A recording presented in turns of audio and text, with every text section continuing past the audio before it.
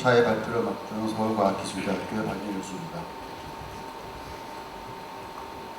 하이브리드 자동차는 어떤 동력원의 얘기라기보다는 동력원을 결합해서 시스템에 적용하는 기술이 들어가 있는 자동차입니다. 발표가 주로 기술적인 내용이 좀 많이 포함되어 있습니다.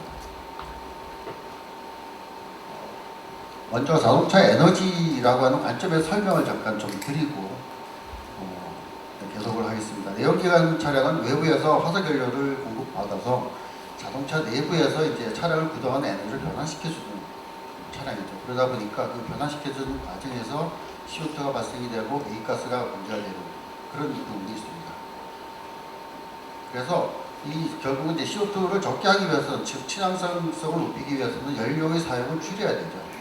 그래서 하이브리드 자동차가 모터를 추가적으로 장착을 하고 이걸 이용을 해서 서로의 어떤 동력원의 장점을 잘 활용해 줌으로써 사용되는 연료를 줄여주는 형태로 친환경성을 이제 보강을 한 것입니다. 그러니까 전기 자동차의 경우에는 차량을 구동하는 에너지를 외부에서 공급을 받는 것이죠. 그러니까 그 전에 이미 그동안 수행 형태로 변형을 된 형태의 전기 에너지를 받아서 구동을 하는 차량이고, 수소 전기차인 경우에는 수소를 받아서 차량 내부에서 차량을 구동하는 에너지를 변환시켜서 차량을 구동하는 그런 형식으로 되어 있습니다. 그래서 전기 자동차의 전기라든지 수소 같은 것들은 이제 그 자동차 내에서는 CO2의 발생량을 제로로 지금 현재로 개발을 하고 있습니다. 근데 이제 그 전기라든지 수소를 만들 때 생기는 부분에 대해서는 추후에 문 교수님이 전주기 해석을 통해서 그에 대한 설명을 드릴 것이고요. 현재는 이제 전기나 수소라고 하는 배터리 전기차나 수소 전기 자동차라고 하는 것에 보급 대수가 워낙 작기 때문에 별로 관심을 두지 않지만, 만약에 이 대수가 늘어나게 되면 결국은 여기 사용되는 전기라든지 수소의 사용량을 줄이는 작업이 필요하죠. 즉 효율을 높이는 것이 필요합니다. 이 역할을 할 수 있는 것이 결국은 하이브리드 시스템이라고 생각을 합니다. 하이브리드 시스템은 2개 이상의 동력원을 사용을 해서 효율적으로 운영하는, 차량을 구동하는 그런 시스템입니다. 그러니까 두 동력원이 가지고 있는 장점과 그것이 가지는 시너지 효과를 활용을 해서 효율적으로 구동을 하는 것이죠. 그래서 내연기관 자동차뿐만 아니라 수소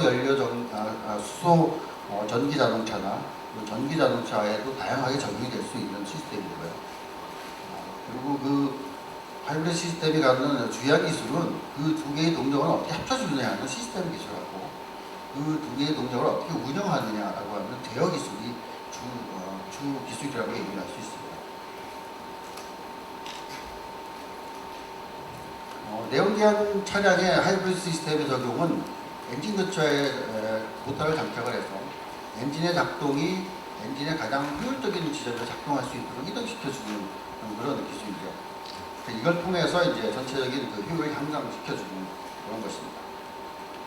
하이브리드는 조금 더 적극적으로 차량이 구동하는 부분에 모터를 장착을 하고 엔진의 엔진의 운영에서 효율적 점에 대한 이동뿐만 아니라 모터 자체를 가지고 차량을 운용할 수 있는 정도의 어떤 기술을 가지고 효율을 극대화시켜줄 수 있는 이런 자동차입니다.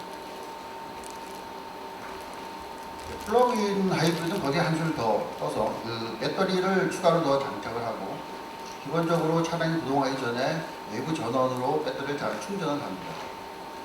그래서 일정 거리까지는 순수 배터리 전기차로 구동을 하다가 충전된 전기가 다 사용이 되면 하이브리드 시스템으로 전환을 하는 것이죠.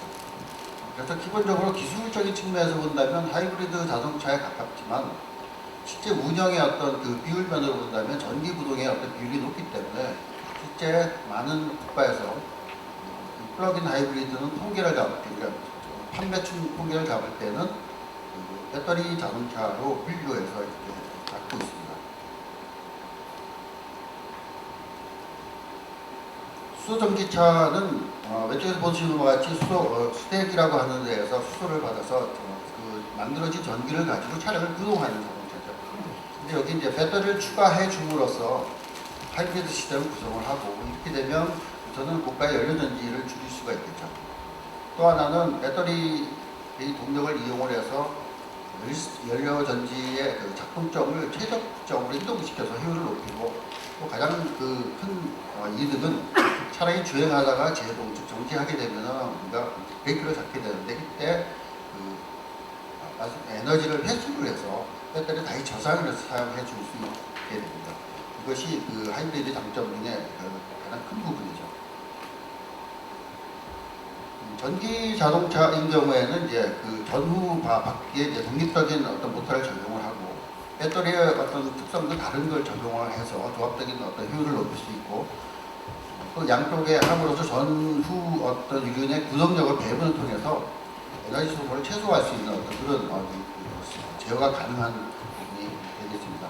그리고 이 전기 자동차가 갖고 있는 단점으로 지적되는 주행거리 연장을 위해서 작은 용량의 엔진을 사용하는 것까지 파악을 시킬 수 있습니다.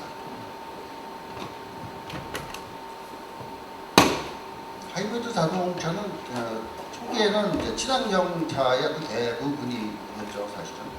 그래서 2018년도 대비해서 성장을 하고, 물론 하이브리드 자동차 자체도 잃어버린 어떤 같이 성장을 하고 전체적인 비중은 많은 비중을 차지하고 있습니다. 그래서 친환경차의 어떤 큰 역할을 하는 부분을 차지하고 있다고 얘기를 할 수 있고요. 국내인 경우에도 2009년도 7월에 이제 하이브리드 차가 처음 출시된 이후에 2018년도 12월에 전체 국내 친환경차의 100만 대 누적 100만 대 돌파를 했습니다.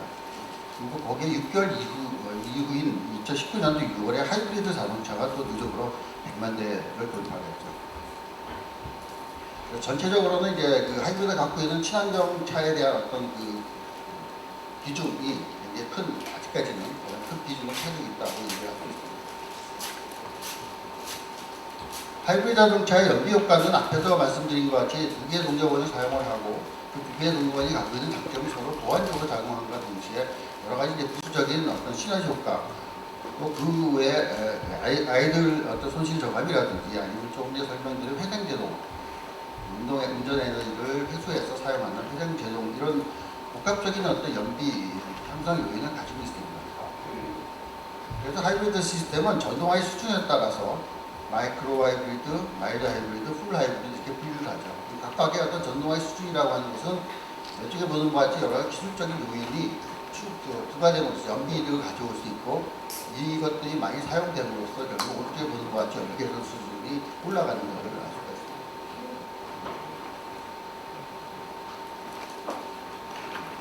국내 어떤 자동차 기술 수준을 평가하고 기술의 어떤 부분이 더 필요한가, 기술 개발이 더 필요한가에 대한 분석을 하기 위해서 현재 기술 수준을 해석 기반으로 연비 분석을 했습니다. 그래서 국내에 지금 현재 많이 사용되고 있는 하이브리드 시스템에 대한 거를 분석을 해서 여러 가지 다양한 형태의 어떤 운전 상태를 만든 다음에 결과를 보면 이 자동차, 그러니까 해석 대상의 어떤 차량이 최대 기대할 수 있는 연비를 기준으로 볼 때 종류에 따라서 또는 운행하는 방식에 따라서 굉장히 다른 어떤 결과를 가지고 있고 거꾸로 얘기하면은 그만큼의 어떤 개선할 수 있는 여지를 많이 가지고 있다라고 하는 것을 보여주고 있습니다. 그래서 국내 어떤 기술 수준을 하이브리드 자동차의 기술 수준을 살펴보기 위해서 미국 시장 내 하이브리드 자동차 라인업을 비교를 하였습니다. 비교 대상은 일본이고요. 현재 하이브리드 자동차의 대부분을 차지하고 있는 국가가 이제 일본이죠. 그래서 일본 제작사와 우리 국내 제작사의 기술 비교를 한 결과입니다. 기술적으로는 이미 우리가 경쟁력을 확보를 했고 아이오닉 같은 경우에는 지금 현재 현존하고 있는 하이브리드 중에서 가장 연비가 좋은 차종입니다. 그래서 전체적으로 보면 비등하거나 우위의 연비를 가지고 있지만 왼쪽에 아래쪽에서 보는 것 같이 판매량에 보면은 좀 미흡한 거를 나타냅니다. 그 이유는 차종이 다양하지 않다는 거죠. 이제 제한된 차종으로 보급을 하기 때문에 이와 같은 문제점이 생기고 있고요. 그래서 차량 다변화를 통해서 시스템 기술을 확보하면 브랜드 파워를 제고할 수 있다라고 하는 그런 것을 알 수 있습니다.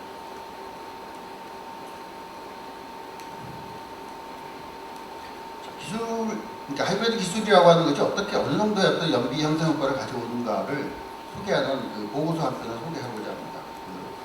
미국의 알고랩에서 보고한 그 보고서인데요. 그러니까 5천 건 이상의 차량에 대한 시뮬레이션을